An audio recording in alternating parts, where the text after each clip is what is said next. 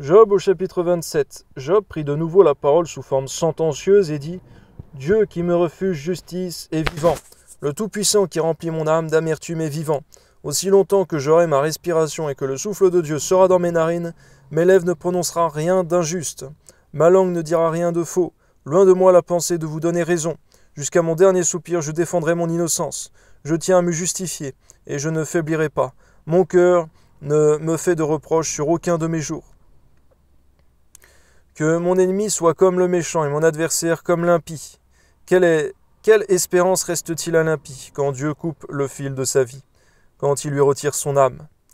Est-ce que Dieu écoute ses cris quand l'angoisse vient l'assaillir? Fait-il du Tout-Puissant ses délices? Adresse-t-il en tout temps ses prières à Dieu? Je vous enseignerai les voies de Dieu. Je ne vous cacherai pas les desseins du Tout-Puissant. Mais vous les connaissez et vous êtes d'accord. Pourquoi donc vous laissez-vous aller à de vaines pensées? Voici la part que Dieu réserve aux méchants, l'héritage que le Tout-Puissant destine à l'impie. S'il a des fils en grand nombre, c'est pour le glaive, et ses rejetons manquent de pain. Ceux qui échappent sont enterrés par la peste, et leurs veuves ne les pleurent pas.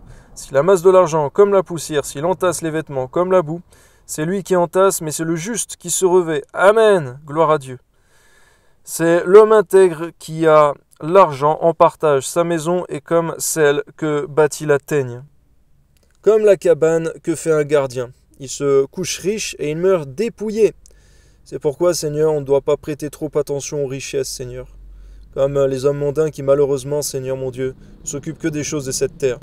Garde-nous, Seigneur, de nous soucier des choses de cette terre, Seigneur, si on veut plaire à celui qui nous a enrôlés, selon Paul. Amen. Les terreurs le surprennent comme des eaux. Un tourbillon l'enlève au milieu de la nuit.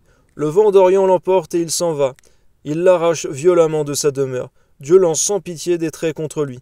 Et le méchant voudrait fuir pour les éviter. On bat des mains à sa chute et on siffle à son départ. Gloire à Dieu. Amen.